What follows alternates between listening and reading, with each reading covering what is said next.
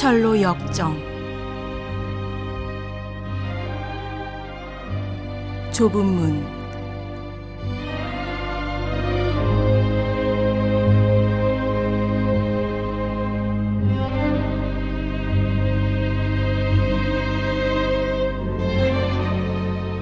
크리스천이 바른 길로 들어가기로 마음을 정하자 전도자는 그에게 입을 맞추고 무사히 여행하기를 빌어주었다. 크리스천은 길을 재촉했고 도중에 만나는 그 누구와도 말하지 않았다. 누가 말을 걸어와도 대꾸하지 않았다. 마치 금지된 땅을 걷는 것처럼 여행을 했다. 세상 현인의 꼬임에 넘어가 길을 벗어났던 지점으로 다시 접어들기 전까지 잠시도 마음을 놓지 않았다. 그리고 드디어 좁은 문에 다다랐다. 문 앞에는 이렇게 쓰여 있었다. 문을 두드리라. 그러면 너희에게 열릴 것이니. 이 문으로 들어오려는 자는 지체하지도 의심하지도 말고 문을 두드리십시오. 여기는 문을 두드리는 사람만 들어올 수 있습니다. 그래야만 당신을 사랑하시는 하나님이 죄를 사하여 주실 수 있기 때문입니다. 그는 두어 번 문을 두드리며 이렇게 말했다. 들어가도 되겠습니까? 안에 계신 분께서는 저를 불쌍히 여기시어 자격 없는 배반자를 위해 문을 열어주시겠습니까? 그렇게만 해주시면 높이 계신 하나님께 찬송을 드리겠습니다. 마침내 위험 있는 사람이 문에서 나왔다. 선의이라는 이름의 남자였다. 그는 밖에 있는 사람이 누구냐고 물었다. 또 어디서 왔고 왜 왔는지도 물었다. 저는 짐을 짊어진 불쌍한 죄인입니다. 멸망의 도시에서 왔는데 시온산으로 가서 임박한 진노를 피하려 합니다. 이 문을 통과해야 그곳으로 간다고 들었습니다. 저를 받아주실 수 있는지요? 물론이죠. 그는 이렇게 말하고 문을 활짝 열었다. 크리스천이 문 안으로 발을 디디려 하자 선인은 그를 안으로 확 잡아 끌었다. 크리스천이 놀라서 물었다. 왜 그러시죠? 선의가 말했다. 이 문에서 조금 떨어진 곳에 커다란 성이 있습니다. 성 주인인 바알세불은 이 문으로 들어오려는 자를 향해 부하들과 함께 화살을 쏘아댑니다. 운이 나쁘면 좁은 문 안으로 들어오기도 전에 죽을 수도 있죠. 크리스천이 말했다. 기쁘면서도 떨리는군요. 크리스천이 문 안으로 들어가자 선인은 누가 이 길을 알려주었냐고 물었다. 전도자께서 여기로 와서 문을 두드리라고 하시기에 그렇게 했습니다. 그분은 제가 할 일을 선생님께서 일러주실 거라고 말씀하셨지요. 당신 앞에 활짝 열린 문이 있습니다. 그 문은 그 누구라도 능히 닫을 수 없습니다. 선의가 알려주었다. 아, 그렇다면 이제 저는 고생 끝에 평안을 얻은 것이로군요. 크리스천이 소리쳤다. 그러자 선의가 물었다. 어찌 혼자 오셨습니까? 저는 제게 닥친 위험을 보았지만 제 주변 사람들은 아무도 자신들에게 닥친 위험을 보지 못했으니까요. 당신이 여기 오는 걸 알고 있는 사람이 있었습니까? 네, 아내와 자식들이 제게 돌아오라고 소리쳤습니다. 이웃들도 소리를 지르며 돌아오라고 했죠. 하지만 전 귀를 손으로 틀어막고 여기까지 오게 되었습니다. 따라오면서 돌아오라고 설득한 사람은 아무도 없었나요? 있긴 있었죠. 고집과 줏대 없음이 따라오긴 했었죠.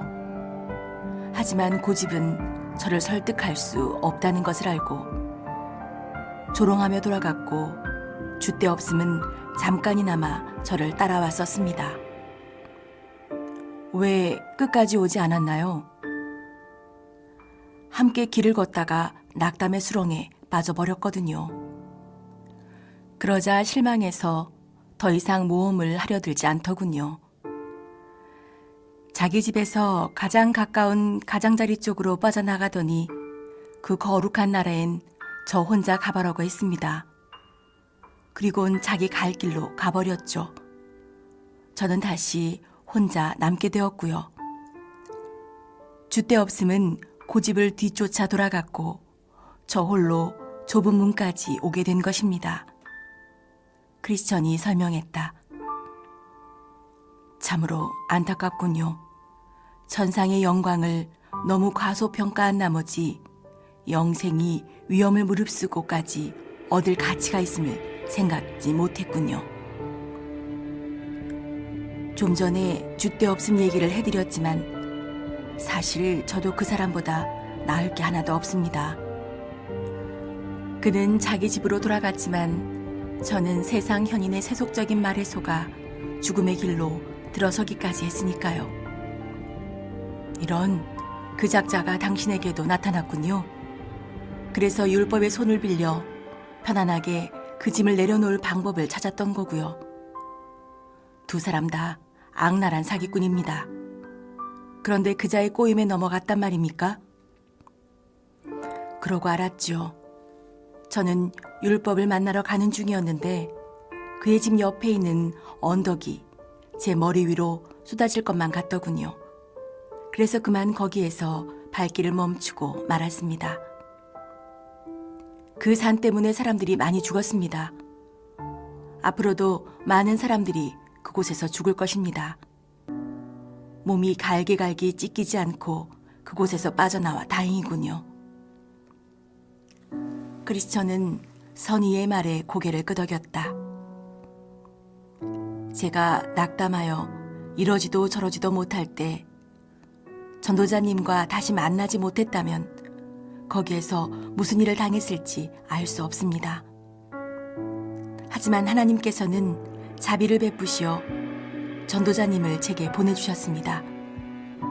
그렇지 않았다면 전 여기까지 오지 못했을 겁니다. 다행히 이렇게 좁은 문까지 왔네요. 그 언덕에서 죽음을 맞이해도 싼 제가 이곳에서 선생님과 얘기를 나누고 있다니. 게다가 좁은 문 안으로 저를 받아주시기까지 하시니 참으로 큰 은혜를 입었습니다. 이곳에 오기 전까지 무슨 일을 했더라도 우리는 그 누구도 내치지 않습니다. 내게 오는 자는 내가 결코 내쫓지 아니하리라는 말씀처럼요. 그러니 착한 크리스천 씨, 나와 함께 조금만 가시지요. 내가 당신이 가야 할 길을 알려드리겠습니다. 저 앞을 보세요. 저 좁은 길이 보입니까? 바로 저 길로 가야 합니다. 저 길은 조상들과 선지자들, 예수님과 사도들이 만들어 놓은 아주 좋은 길이지요. 여기가 당신이 가야 할 길입니다. 하지만 혹시 처음 가는 사람들이 도중에 길을 잃어버릴 만한 모퉁이나 구불구불한 길이 나오지는 않나요? 물론 여러 갈래 길이 나올 것입니다. 굽은 길도 널찍한 길도 나올 겁니다. 그렇지만 어떤 길이 바른 길인지 구별하려면 곧고도 좁은 길로 가야 함을 명심하십시오. 그리고 내가 꿈에서 보니 크리스천은 선의에게 혹시 자기 등을 짓누르고 있는 짐을 벗겨줄 수 있는지 물었다. 크리스천 혼자서는, 다시 말해 어떤 도움 없이는 아무리 애를 써도 자기의 짐을 내려놓을 수 없었기 때문이다. 선의는 그에게 말했다. 구원의 장소에 도착하기 전까지는 꾹 참고 그 짐을 지고 있으세요. 그곳에 도착하면 짐이 등에서 저절로 떨어질 테니까요. 크리스천은 떠날 채비를 했다. 선의는 그에게 이 문에서 조금만 더 가면 해석자의 집에 도착할 것이며 그 집에 가서 문을 두드리면 해석자가 멋진 것을 보여줄 것이라고 알려주었다.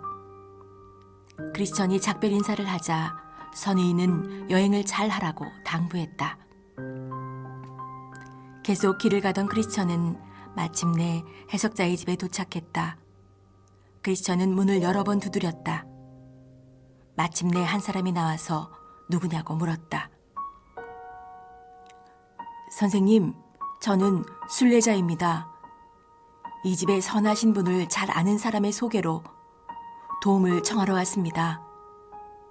이 집 주인을 한번 만나 뵙고 싶군요.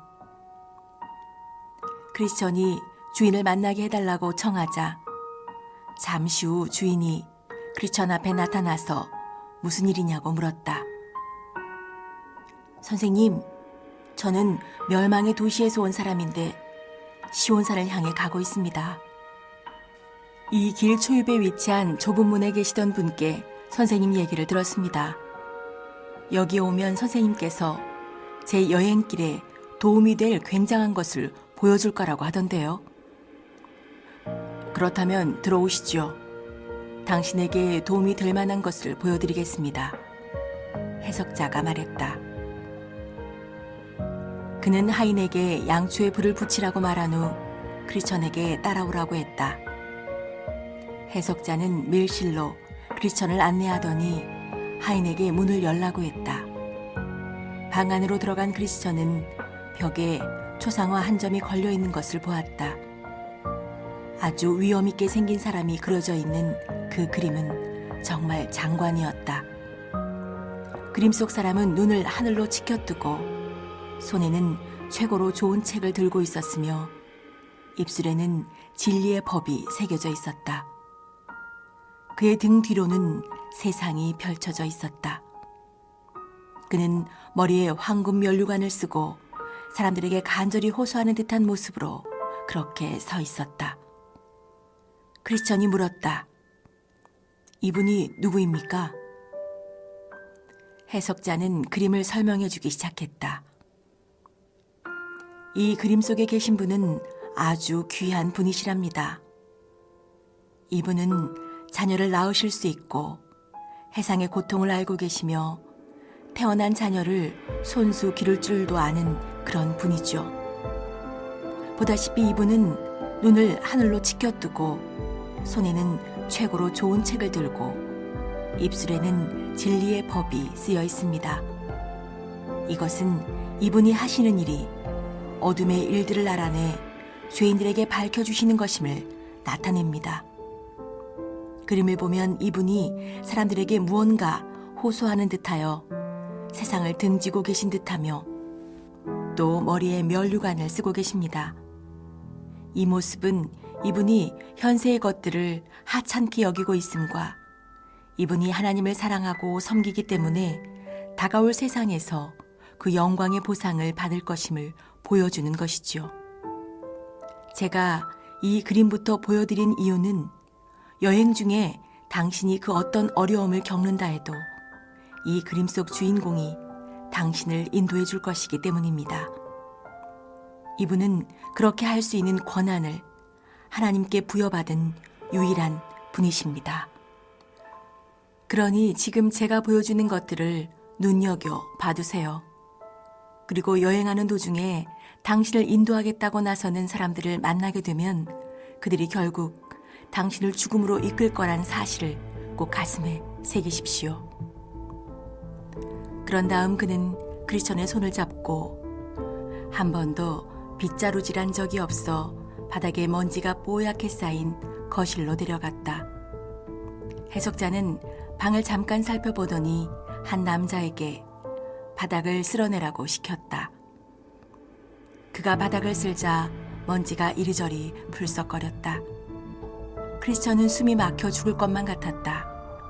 그러자 해석자는 옆에 있는 소녀에게 가서 물을 가져와 방에 뿌리라고 했다. 소녀는 시키는 대로 물을 뿌린 뒤 방 안의 먼지를 깨끗이 닦아냈다. 크리스천이 물었다. 여긴 어디지요? 해석자가 대답했다. 이 거실은 단 한 번도 복음의 은혜로 정화된 적이 없는 인간의 마음입니다. 먼지는 그의 원죄이자 부패된 마음을 의미하며 사람을 온통 더럽힌답니다. 먼저 먼지를 쓸어낸 남자는 율법이며 물을 가져와 뿌린 여자는 복음입니다. 보시다시피 처음에 쓸어내기 시작하자 먼지가 방에 한가득 풀썩거려 숨이 막혀 죽을 뻔했습니다. 즉 율법은 인간의 마음에서 죄를 씻어내기는커녕 되살려내고 이를 더욱 강하게 만들어서 인간의 영혼에 죄가 더 쌓이게 한답니다.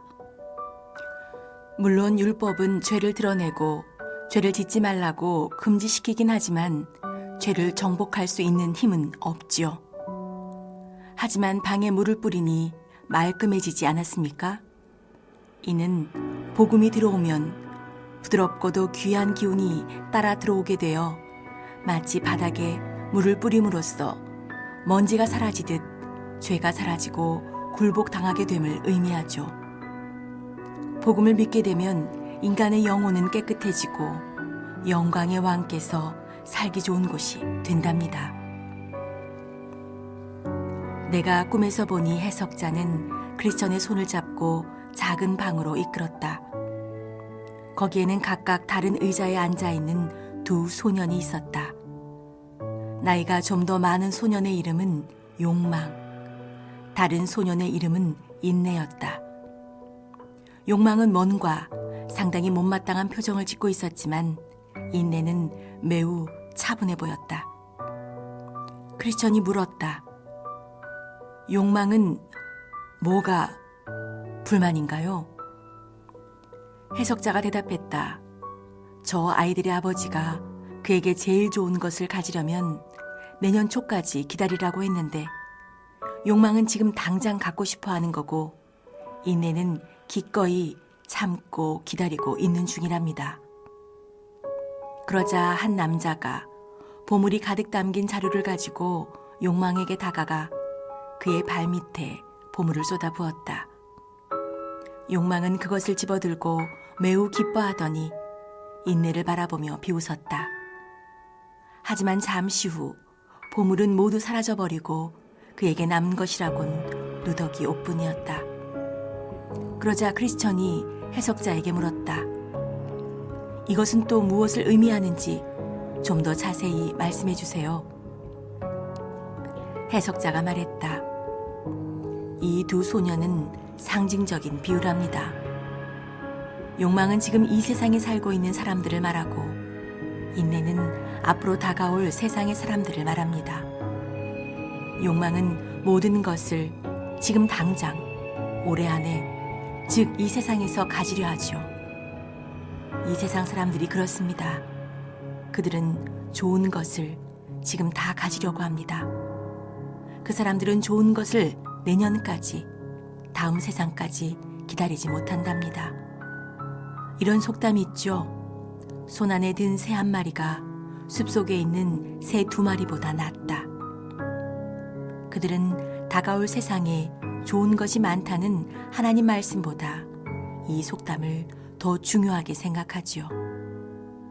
하지만 보셨다시피 욕망은 모든 것을 순식간에 잃고 아무것도 갖지 못한 채 겨우 누더기만 걸치게 되었죠. 이 세상에 종말이 오면 욕망과 같은 사람들은 모두 저런 행색이 되고 말 것입니다. 이에 크리스천이 말했다. 인내가 대단히 지혜로우며 생각이 깊은 사람이라는 걸 알겠습니다. 그는 최고의 것을 기다릴 줄 아는군요. 그는 남들이 누더기만 걸치고 있을 그때에 비로소 영광을 얻게 될 테니까요. 해석자가 말을 이었다. 네, 덧붙이자면 다가올 세상의 영광은 절대로 달아 없어지지 않는답니다. 그러나 이 세상의 영광은 순식간에 사라져버리죠. 따라서 욕망이 처음엔 좋은 것을 지녔다고 인내를 비웃을 이유가 전혀 없습니다. 인내는 마지막에 최고의 것을 갖게 될 테니까요. 마지막 시간이 다가오면 처음은 자기 자리를 내주어야 합니다. 하지만 마지막은 뒤따라 나올 것이 아무것도 없기 때문에 다른 사람에게 자리를 내주어야 할 필요가 없는 거지요. 자신의 몫을 미리 가진 사람은 시간이 지나면 다 써버리지만 자신의 몫을 나중에 갖게 되는 사람은 영원히 간직할 수 있답니다. 따라서 큰 부자에게 하나님께서는 이렇게 말씀하셨다고 합니다. 너는 살았을 때에 내 좋은 것을 받았고 나사로는 고난을 받았으니 이것을 기억하라. 이제 저는 여기서 위로를 받고 너는 고민을 받느니라.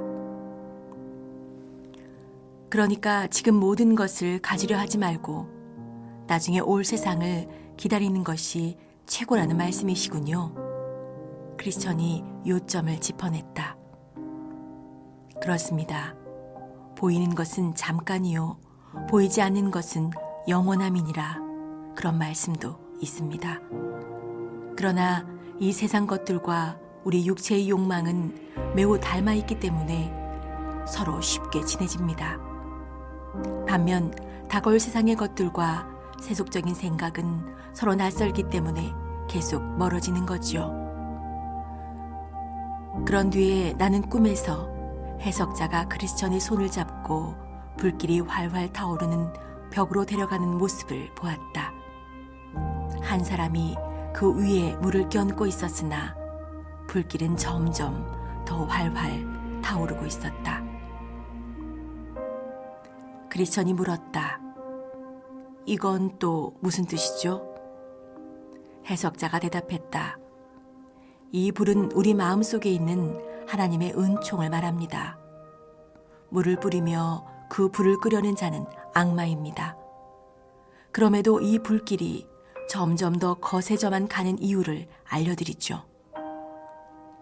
해석자는 크리스천을 데리고 벽 뒤로 돌아 들어갔다.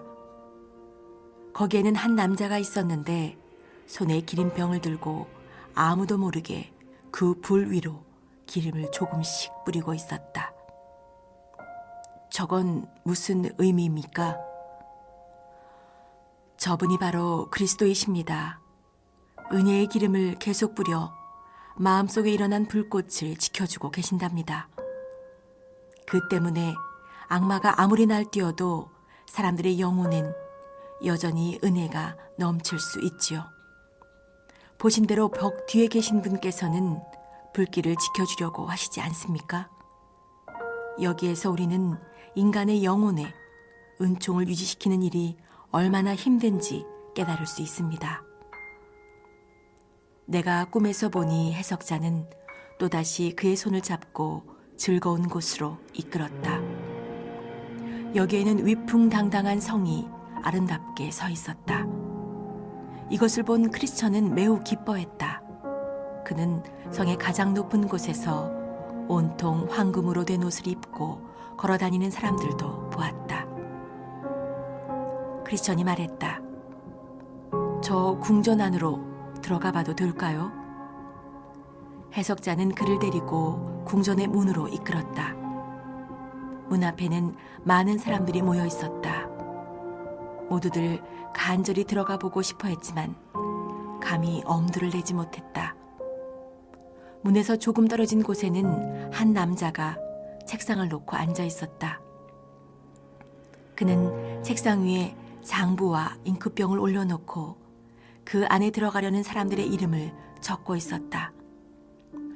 출입구에는 갑옷을 입은 병사 여럿이 문을 지키고 서 있었는데 누구라도 그 안으로 들여오려는 자가 있으면 그에게 상처를 입힐 태세였다.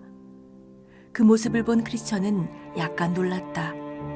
다들 무장한 병사들을 두려워하며 뒷걸음질을 치고 있을 무렵 체격이 좋은 사내 한 명이 책상 앞에 앉아있는 남자에게 다가가 이렇게 말했다.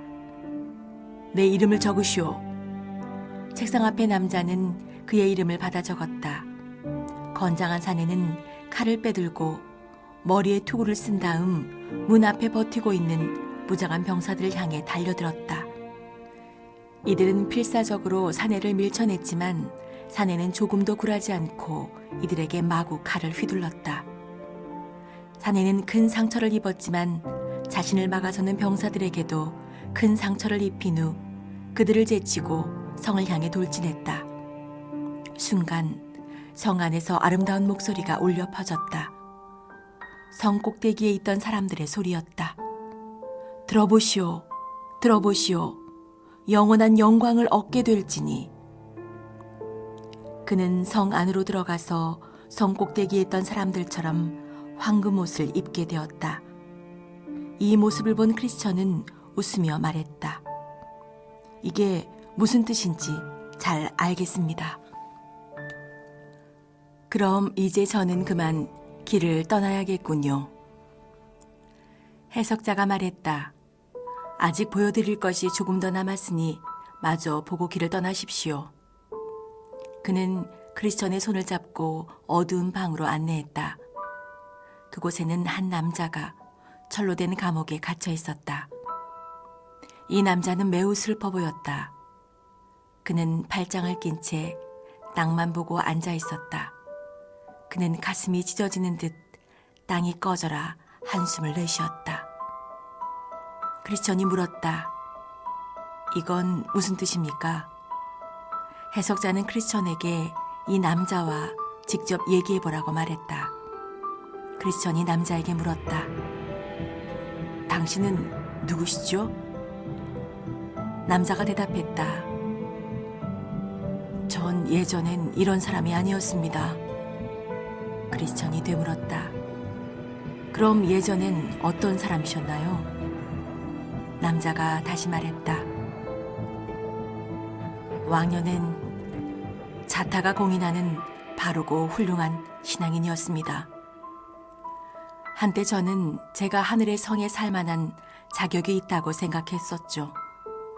내가 그곳에 들어가 살 거라는 생각에 가슴이 쿵쿵 뛰었으니까요. 그렇다면 지금은요? 크리스천이 남자에게 물었다. 이젠 절망에 빠져서 이렇게 철창에 갇힌 신세가 되고 말았습니다. 여기서 나갈 수가 없어요. 빠져나갈 수가 없다고요. 어쩌다 이렇게 되신 건가요? 크리스천이 한 번 더 물었다. 저는 정신 못 차리고 생활도 절제하지 않았습니다. 욕정을 자제하기는커녕 마음껏 활개치도록 내버려 두었으니까요. 전 말씀의 빛과 하나님의 선하심을 거역하는 죄를 범했습니다. 또한 성령님을 괴롭혀 절 떠나게 만들었죠. 이젠 마음이 굳어버려 회개할 수도 없답니다. 크리스천이 해석자에게 물었다. 이런 사람에겐 희망이 없는 겁니까? 그에게 직접 물으시죠. 해석자가 대답했다. 아니요, 이 남자를 위해 기도해 주세요. 크리스천이 말했다. 그러자 해석자가 그 남자에게 물었다. 이렇게 절망에 빠져 철장에 갇혀만 있는데 그렇다면 당신은 희망이 전혀 없다고 생각하는 건가요? 전혀 없습니다. 남자가 대답했다. 하나님의 아드님은 인자하신 분인데도요? 전 예수님을 다시 십자가에 못 박은 놈입니다. 전 그분을 모독하고 그분의 의로우심도 멸시한 인간입니다. 또한 예수님의 보혈을 부정한 것이라 여기고 은혜의 성령도 모욕했죠. 제 스스로 모든 약속을 저버리고 나니 남은 것이라고는 참혹하기 그지없는 위협과 끔찍한 심판과 노여움뿐이더군요. 이로써 저는 주님의 원수처럼 파멸하고 말 것입니다. 해석자가 다시 물었다. 어쩌다 이 지경까지 되셨습니까? 이 세상의 욕정, 쾌락, 재물만 밝혔기 때문이죠. 전 이런 것에 푹 빠져 즐거움을 느꼈습니다. 하지만 이 모든 것들은 저를 갉아먹기 시작했죠. 마치 끔찍한 벌레들처럼 절 서걱서걱 파먹어 버렸습니다. 그럼 지금이라도 회개하고 뉘우치면 안 될까요? 하나님께서는 제 회개를 받아주지 않으십니다. 하나님의 말씀으로도 제가 신앙의 용기를 얻지 못하니까요. 그래서 저를 여기 이 철창에 가두신 것이지요. 이 세상 사람 그 누구도 이곳에서 절 꺼내주지 못합니다. 세상에 전 영원히 이 꼴로 살아야 한단 말입니다. 어떻게 이 고통을 영원히 견뎌낼 수 있단 말입니까? 그러자 해석자가 크리스천에게 말했다. 이 남자의 비참함을 가슴에 새기고 늘 교훈으로 삼으십시오. 크리스천이 말했다. 너무 끔찍합니다. 하나님께서 저를 도우사 제가 정신 차리고 똑바로 살도록 해주시고 제가 이 남자의 비참함의 근원을 막을 수 있게 기도를 하도록 해주십시오. 선생님, 이제 떠나야 할 시간인 것 같네요. 하나 더 보여줄 것이 있으니 조금만 더 있다 가십시오. 그런 다음에 길을 떠나시지요. 해석자는 다시 크리스천의 손을 잡고 잠에서 막 깨어난 사람이 있는 방으로 데려갔다. 그는 옷을 주섬주섬 입으며 온몸을 바들바들 떨고 있었다. 크리스천이 물었다. 이 남자는 왜 이리 떨고 있습니까? 해석자는 그 남자에게 왜 그러고 있는지 크리스천에게 직접 말해주라고 했다. 그는 이렇게 말했다. 잠을 자다가 꿈을 꾸었는데 하늘이 칠흑처럼 어두워지면서 천둥과 번개가 휘몰아치기 시작하더군요. 전 너무나 고통스러웠죠. 꿈에 고개를 들어 하늘을 보니 구름의 움직임이 심상치 않았으니까요. 그러더니만 우렁찬 나팔 소리가 울려 퍼지면서 수천 명의 천사를 거느린 어떤 분께서 구름 위에 앉아 계시지 뭡니까? 사람들은 불길에 휩싸여 있었고 하늘도 온통 불바다였습니다. 그때 목소리가 들려왔습니다. 일어나라, 너희는 죽었으니 심판을 받으라. 이 말소리에 바위가 부서지고 무덤이 갈라지면서 그 속에서 죽은 자들이 걸어 나왔습니다. 몇몇은 기쁨에 젖어 하늘을 올려다보았고 또 몇몇은 몸을 숨길 곳을 찾아 산 밑으로 헤맸지요. 구름 위에 앉아있던 분은 책을 열어 온 세상 사람들을 불러 모으셨습니다. 하지만 활활 타오르는 불길 때문에 그분과 사람들 사이는 상당히 벌어져 있었습니다. 그 간격은 마치 심판관과 철창에 갇힌 죄수의 사이만큼 떨어져 있는 것 같더군요. 구름 위에 앉으신 분이 사람들에게 이렇게 소리치셨습니다. 알곡은 모아 곳간에 들이고 쭉정이는 꺼지지 않는 불에 태우리라. 이 말이 끝나자마자 제가 서 있던 바로 그곳이 뻥 뚫리며 그 깊이를 헤아릴 수 없는 커다란 구멍이 생기지 뭡니까? 그 구멍에서는 섬뜩한 소리와 함께 자욱한 연기와 화염이 솟구쳐 올랐습니다. 그분께서 다시 말씀하셨습니다. 알곡은 모아 곳간에 들여라. 말소리가 떨어지기 무섭게 그 많던 사람들이 다 구름 위로 올라갔고 저만 혼자 남게 되었습니다. 숨을 곳을 찾으려 해도 찾지 못하는 제 모습을 구름 위에 앉아 계신 분께서 눈여겨보셨습니다. 제가 지은 죄가 모조리 떠오르자 전 양심에 찔려 너무나 괴로웠습니다. 그 순간 잠에서 깨고 말았죠. 그 모습을 보고 왜 그렇게 떠셨습니까? 크리스천이 궁금해하며 물었다. 심판의 날이 왔을 때 제가 아무런 준비를 하지 못했기 때문인 것 같습니다. 하지만 무엇보다도 천사들이 다른 사람들은 모두 데려가면서 저만 홀로 남겨두었다는 점이 가장 몸소리 쳐졌습니다. 게다가 제가 서 있던 곳, 바로 그곳에서 지옥의 구멍이 뚫렸다는 것도 두려웠습니다. 전 지금 양심의 가책을 느껴 너무나 괴롭습니다. 심판하시는 분께서는 근엄한 모습으로 늘 저를 지켜보고 계셨으니까요. 그러자 해석자가 크리스천에게 말했다. 이 모든 것들의 의미를 아시겠지요? 물론입니다. 희망과 두려움이 한꺼번에 몰려오는데요. 이 모든 교훈을 가슴 깊이 꼭 새기십시오.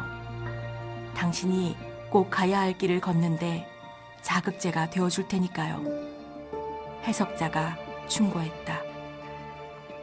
크리스천은 온 매무새를 가다듬은 다음 다시 여행을 떠났다. 해석자가 말했다. 위로자께서 하늘의 성으로 가는 길에서 늘 당신을 인도해 주실 것입니다. 크리스천은 길을 가며 이렇게 말했다. 이곳에서 진기하고도 이로운 것들을 보았네. 즐거운 것과 끔찍한 것을 보니 굳은 결심으로 이제 길을 떠나야겠네. 그들이 내게 보여준 모습을 곰곰이 새기고 그 이유를 마음속에서 깨달아야겠네. 오 선하신 해석자여, 그대에게 감사를.